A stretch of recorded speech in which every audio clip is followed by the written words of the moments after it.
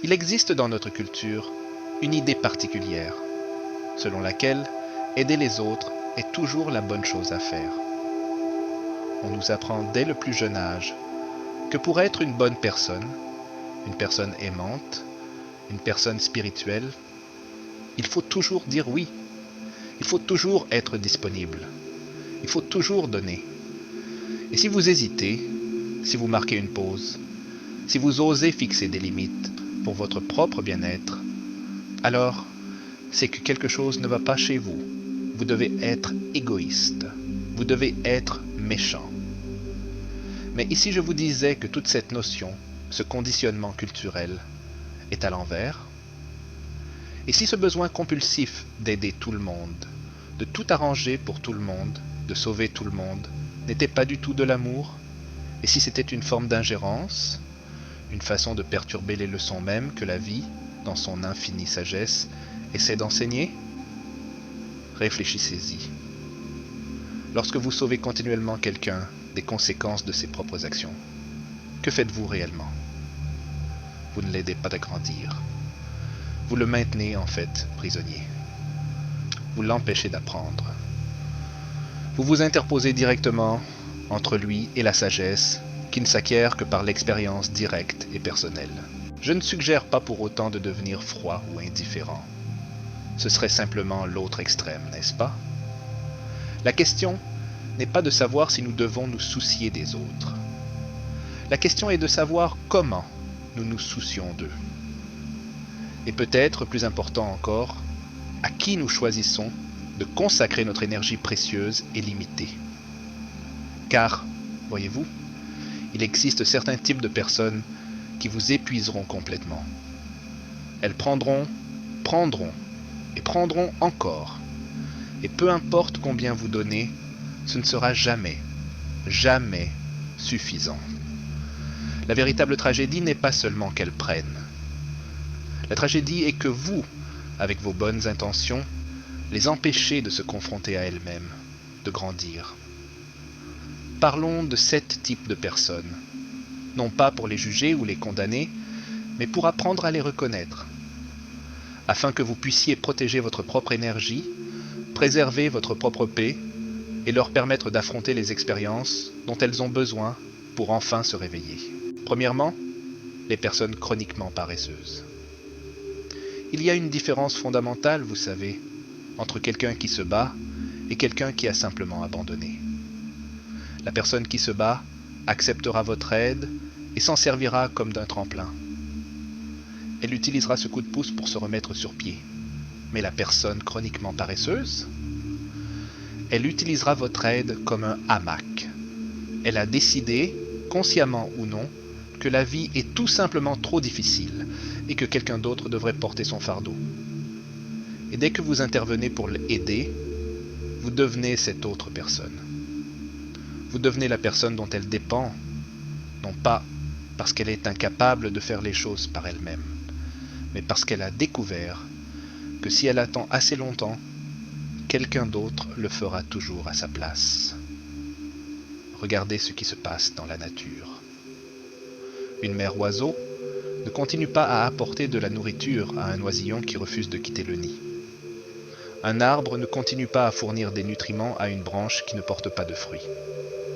La nature est très claire à ce sujet. Si quelque chose ne produit pas, si cela ne contribue pas, c'est finalement éliminé. Ce n'est pas de la cruauté, c'est de la sagesse. La personne chroniquement paresseuse aura toujours une multitude d'excuses. Elle vous parlera de son enfance difficile, de sa série de malchances, de ses circonstances injustes. Et une grande partie de cela peut même être vrai. Mais voici la question que vous devez vous poser. Que fait-elle concrètement pour y remédier? Prend-elle des mesures, même minimes, pour changer sa situation? Ou attend-elle simplement qu'un autre sauveur vienne la secourir et résoudre ses problèmes à sa place? Lorsque vous aidez quelqu'un qui refuse de s'aider lui-même, vous lui enlevez quelque chose de précieux. Vous le privez de la satisfaction de sa propre réussite. Vous le privez de la force qui ne se forge que dans l'épreuve des difficultés. Vous le privez de la chose même dont il a le plus besoin, la découverte qu'il est, en réalité, incapable de se débrouiller seul. Certains d'entre vous soutiennent des personnes depuis des années. Vous payez leurs factures, vous résolvez leurs problèmes, vous réparez leurs erreurs. Et chaque fois que vous le faites, vous vous dites que vous êtes gentil. Mais et si votre gentillesse était en réalité une forme de cruauté? Et si votre aide était précisément ce qui les maintient dans la faiblesse? Et si votre soutien était la béquille qui les empêche d'apprendre à marcher seuls? La personne paresseuse a besoin de ressentir l'inconfort. Elle a besoin d'expérimenter les conséquences naturelles de ses choix. Car ce n'est que lorsque la douleur de rester immobile devient plus grande que la douleur du changement qu'elle finira par bouger. Deuxièmement, les personnes perpétuellement ingrates. Avez-vous déjà remarqué que certaines personnes peuvent recevoir un cadeau extraordinaire et le traiter comme si de rien n'était? Vous pourriez leur donner votre temps, votre argent, votre énergie, votre cœur même, et elles le prendront sans la moindre hésitation. Pas de merci. Aucune reconnaissance, aucune appréciation. Il ne s'agit pas d'une simple négligence, c'est un profond problème de caractère. La gratitude ne se résume pas aux bonnes manières. La gratitude est le signe d'une personne qui reconnaît faire partie de quelque chose de plus grand qu'elle-même. Une personne reconnaissante comprend que chaque bénédiction, chaque acte de gentillesse n'est pas un dû. C'est un don gratuit. Et quand on comprend cela, on traite ces dons avec respect. Mais la personne ingrate, elle, agit par sentiment de droit. Elle croit que le monde lui doit quelque chose. Elle croit que votre aide est son droit. Et plus vous lui donnez, plus elle se sent en droit d'exiger. C'est un paradoxe étrange et frustrant, n'est-ce pas? Plus vous vous investissez pour elle, moins elle semble l'apprécier.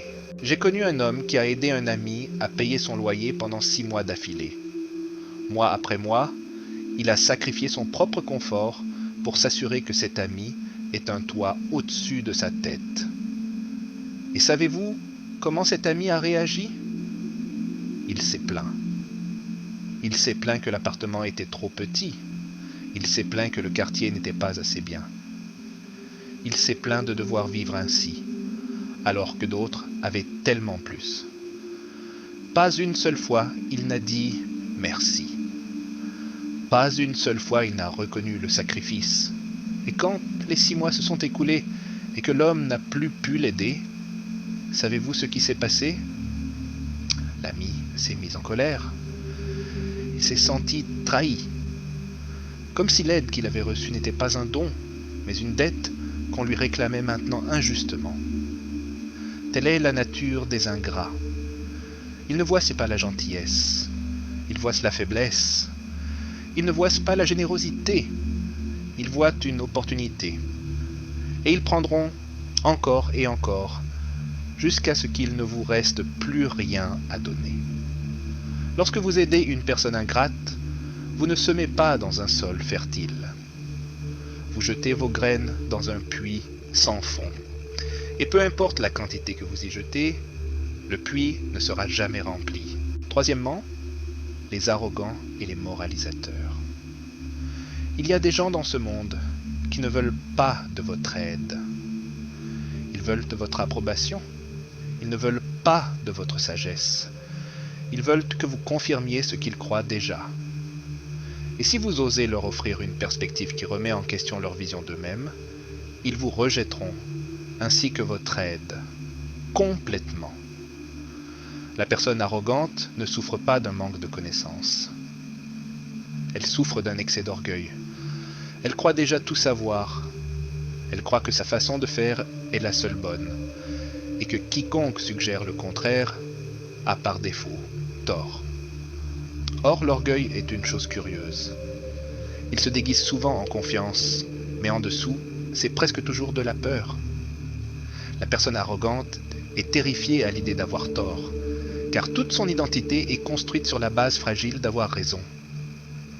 Si elle admet qu'elle ne sait pas quelque chose, si elle reconnaît qu'elle a besoin d'aide, tout son sentiment d'identité commence à s'effondrer. Et donc, elle s'entête, elle se défend, elle argumente, elle rejette. Vous ne pouvez pas aider une personne comme celle-ci. Non pas parce qu'elle est irrécupérable, mais parce qu'elle ne croit pas en avoir besoin. Et tant qu'elle n'aura pas pris conscience de cela elle-même, tout ce que vous lui offrirez sera perçu comme une attaque et sera inutile. Les grandes traditions de sagesse l'avaient compris. Leurs maîtres ne couraient pas après les gens. Ils ne les suppliaient pas d'écouter. Ils disaient simplement ce qui devait être dit et passaient à autre chose. Ils comprenaient un principe très important. On ne peut pas imposer la sagesse à quelqu'un qui s'accroche à sa propre folie. La personne arrogante doit tomber, elle doit subir les conséquences de son propre orgueil.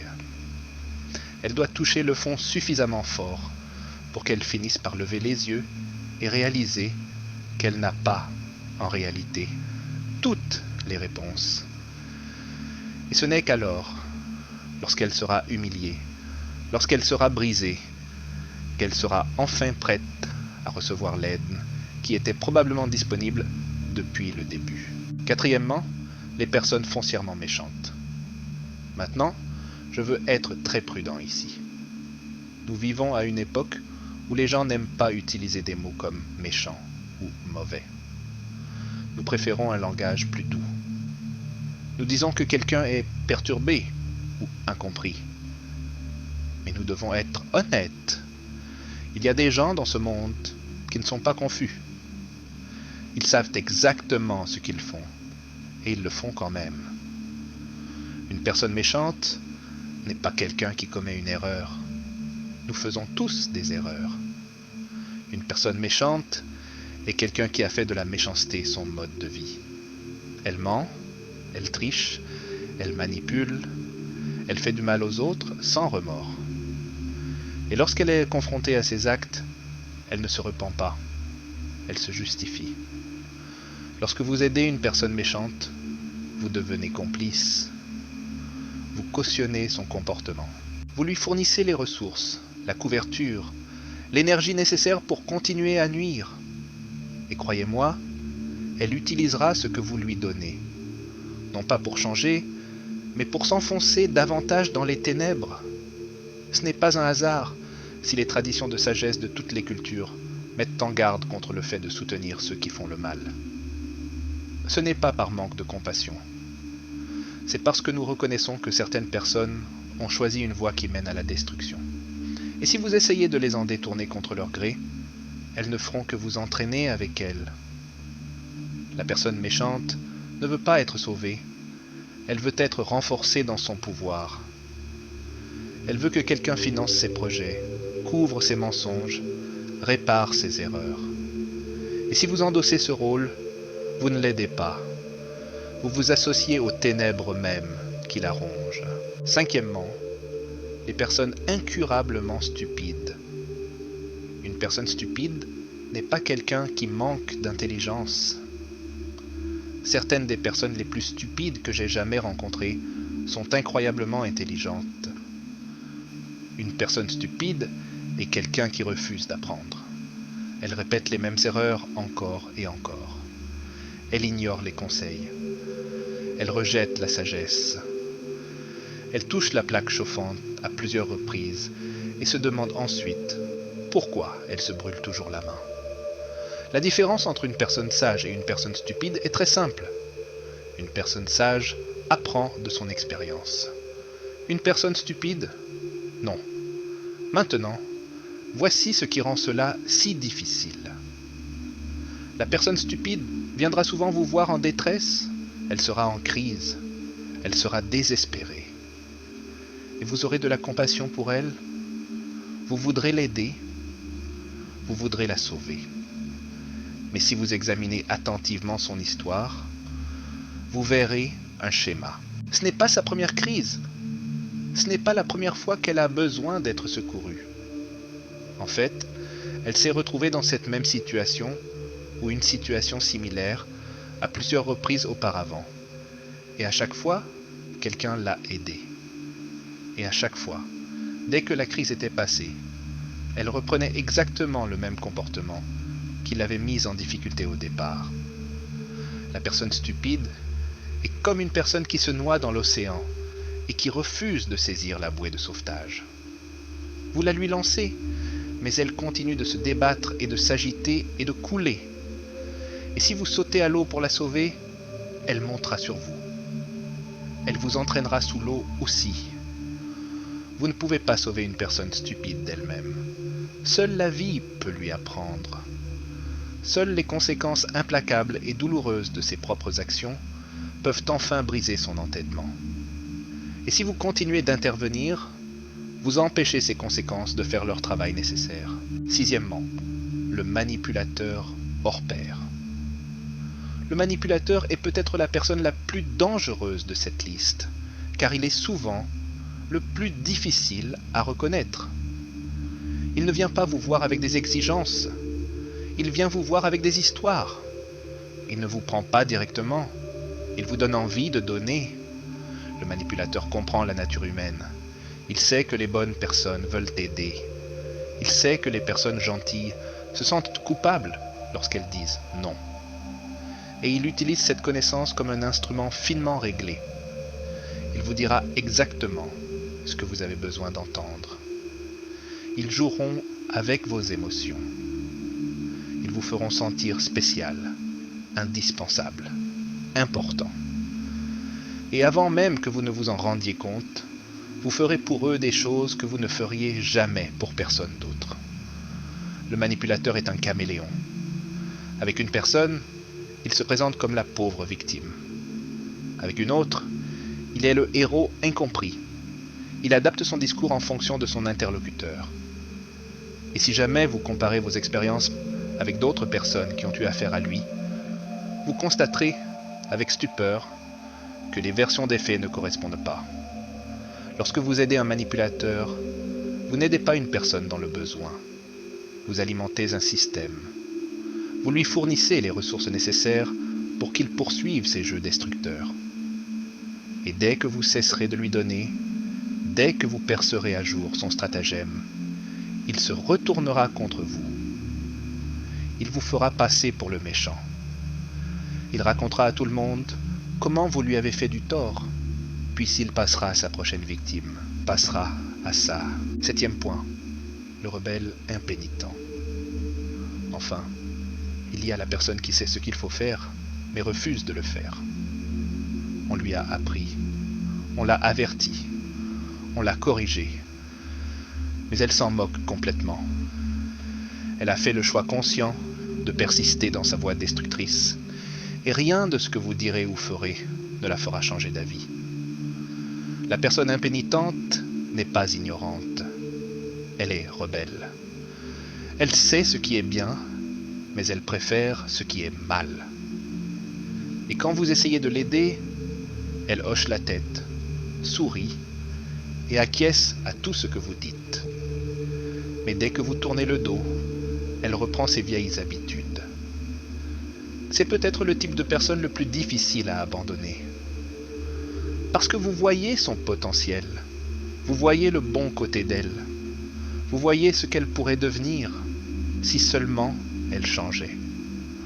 Alors vous continuez d'espérer, vous continuez de croire que cette fois-ci sera différente, mais ce n'est jamais le cas. La personne impénitente doit vouloir changer pour elle-même. Et tant que ce désir ne vient pas d'elle, toute l'aide du monde ne servira à rien. Vous ne pouvez pas vouloir sa guérison plus qu'elle ne la veut. Vous ne pouvez pas vous battre pour sa liberté plus qu'elle n'est prête à se battre pour elle. Et si vous essayez, vous ne ferez que vous épuiser, tandis qu'elle restera exactement la même.